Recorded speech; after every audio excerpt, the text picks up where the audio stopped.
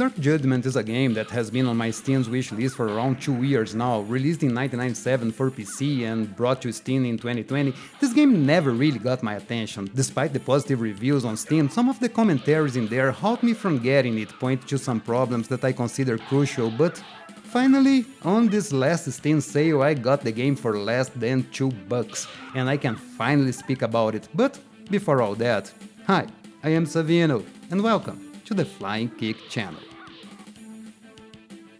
It's not a secret that beat'em ups usually lack in plot with little to no story to guide you through the game, and in my opinion this was never a problem. I mean, Double Dragon is a great example of a bare bones plot that no one ever complained about. The thing is, in Double Dragon you know what happened. Some random guys appear, punch a girl in the guts, and you're off to rescue her. In Dark Judgment you have nothing. Well, actually you have a pretty neat cutscene made all in pixel art that tells you absolutely nothing. There's a very abstract intro where you can see some of the characters you play grabbing a picture, and after that you go to a jungle in a helicopter and enemies start to attack you. Looking around the web I could find a story, something about the big bad guy Hazel trying to take over your neighborhood with some paramilitary group, and the three heroes Matthew, Carol and Carl step in to solve the matter with their hands. I mean, it's your basic beaten up affair, but the lack of any context here is a little baffling. Does it change anything in the game? Of course not, but it's a little bit strange. Graphically, the game is a mixed bag. On the one hand, you have excellent sprite work with big sprites with some good details and good animation, while there's not too much variety here. You will meet some interesting enemies with some cool designs, and even the palette swapped ones look pretty neat. Some of the enemies are huge, 2 or 3 times larger than your character. One of the bosses come with that Street Fighter effect that I don't know the name, but you guys will let me know in the comments, right? Right? Please? On the other hand, you have some pretty mediocre scenarios. Here, all the scenarios are exactly what I don't like in pixel art. Graining with some muted colors, lack any good parallax scrolling, and some pretty weird choices like this distorted truck. Of course, this does nothing to hurt the gameplay, but when you have some good sprite work, and the sprite work is very good here, seeing such uninspired backgrounds can be very disappointing. It is even a bit disjointed in this case. It gives me the impression that 2 different teams were behind the art, and they did communicate at all during the development process. It can be a bit jarring because while the characters aren't full of colors like what you would expect from a Capcom, Technos or Konami game, they have some nicely vivid colors, while the background seems to be limited to 256 colors. I mean, you guys can see right now what they look like, and I think most of you will agree that this does not look good. And I don't think it was a lack of talent, because the intro is pretty great, the art when you meet a boss is always cool, there are even some brief animations showing the final boss calling his minions to stop you that are a nice addition. It's really odd to see the difference between the character art and the scenarios. When it comes to the sound design, things are pretty similar to the graphics. There are some good points here and some questionable ones. First, the sound of your attacks. Well, I could say a lot of things about it if I could hear anything under the annoying, ever-present "ugh" your enemies will make with every single hit. You can hear your impacts underneath their screams, but only if you really want to pay attention to them, because otherwise, the only thing you'll notice is the screams. It's an odd choice that only subtracts from the experience. Sure, screams and grunts are an essential part of the experience in these games, but you can't overdo it under the risk of making your sound design pretty distracting. And there's, at least in my opinion, a huge disparity between your grunts and the ones from your enemies. The characters have clear voices with some high-quality samples, while your enemies sound more like another sound effect, and a bad one for that matter. The sounds of boxes breaking, explosions and so on left a lot to be desired too, since they sound very muffled and sometimes can even interfere with the music in cutting it out or lowering its volume. Like this is some kind of old game made for a console with 4 channels of sound. The tunes, by its turn, are pretty good example of chiptune delight. While they aren't fantastic, there are a couple of pretty good tunes here that, despite not being my first pick for a beaten up, can be pretty fun to listen to. Check out some of the tunes.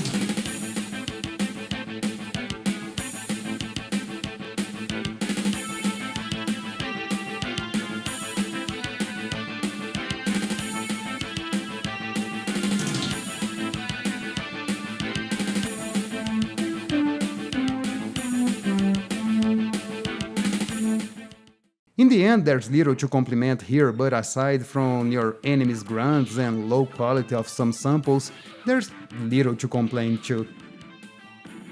Now, if there's something that can save this game is the combat, and you guessed it, it's also a mixed bag. Let's start with the positives and then we wrap this up with what I don't like in this game.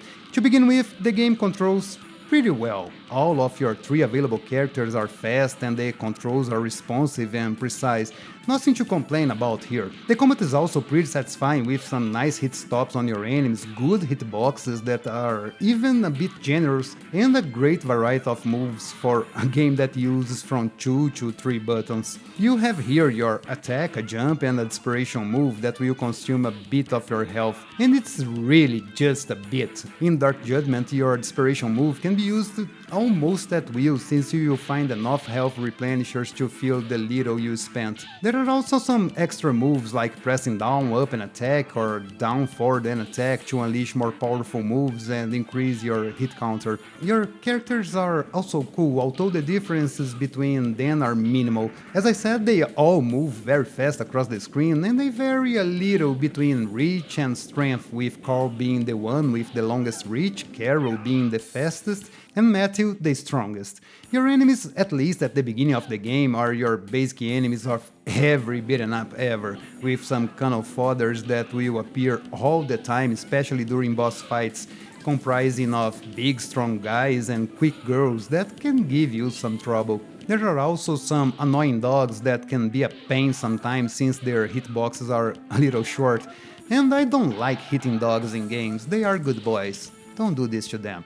The game also will throw in the mix the bosses you already beat, but in a way weaker version, which is cool, but I would rather see other characters taking this role instead of the same guy over and over again. By the middle of the game and onwards, you will fight some robot drones that can be pretty annoying, since they can lock you in place with their shots or ram you into a corner. It's pretty frustrating since they can hit you from off-screen, which is always fun. The biggest problem with the enemies is their life bar. Some basic enemies can get sometimes 2 life bars, which make the confrontation take way more time than needed, making the game a slog sometimes. The bosses are also a pretty interesting bunch. They are pretty cool to fight against, maybe with the exception of the second boss who can get invincible for a really long time. But luckily his AI isn't that great and sometimes he will forget he is in a battle with you and will chill alone in his corner. One curious thing here is that the last boss does not spawn minions. I think he thinks he is good enough to take you alone, which he isn't. The game also offers you a good amount of weapons to use, from traditional knives and bats to firearms like pistol, machine guns and grenades. An interesting thing here that you don't see in many beaten ups is how generous your ammo can be in any of these weapons, and you can also find some extra clips to refill it Cadillacs and Dinos style. The grenades are also pretty cool to use since they can hit your enemies and you with the impact and with the explosion after a few seconds. You will find some hazards here too, like flames that come from the ground, electric barriers and some ground mines that, like the grenades, will take a couple of seconds to explode, making them pretty useful to hurt some of your enemies. Dark Judgment has also 2 hidden characters that you can unlock with cheats, look in the description to learn how to unlock them, that add a little more variety to the game. Well, if you count the tiny reach of Little Carol as variety, that is. Overall, the combat in this game is very satisfying and it can provide you with a lot of fun moments if you can overlook the problems. Unfortunately, when you look a little bit deeper into this game, you start to see that things aren't as tight and neat as they could be. The first thing you may probably notice is that when breaking a barrel, you have the chance to be hit by its debris. It is something that I never saw before. Being hit by the barrel you threw is okay, I mean Double Dragon did that, but being hit by debris is a step too far. Another thing that I never saw before is crates and barrels that are as strong as your enemies, not to mention the small boxes that you can only hit with a dash attack. Also, while you can bounce enemies on walls by throwing them, you must be extra careful because they can also hit you on their way back, knocking you to the ground.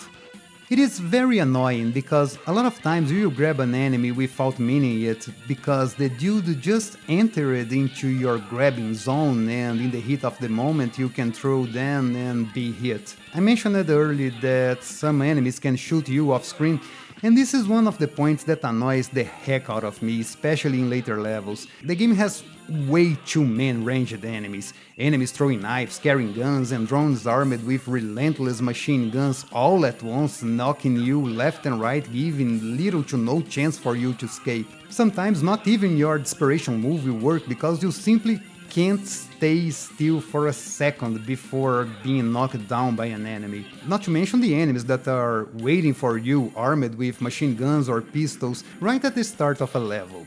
It is a very stupid decision because you will start some levels taking damage before being able to do anything else. Some of the traps are also badly placed and then will offer no challenge unless you are an AI character, because they can recognize these traps and will gladly walk into them.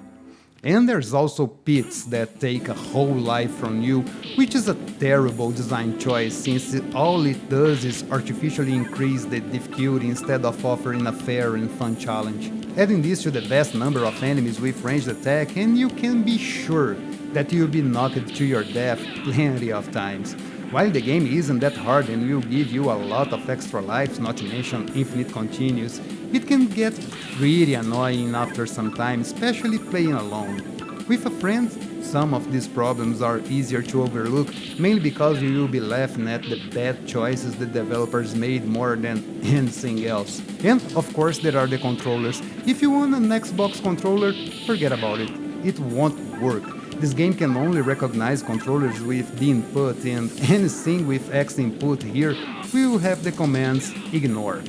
At least that was how the game worked for me. I saw some people on Steam saying they managed it to work, but they can only move the character with the analog stick. My arcade sticks worked without a problem, but if you only have X input controllers, you better be prepared to use the keyboard or any software like Joy2Key to read your controller inputs.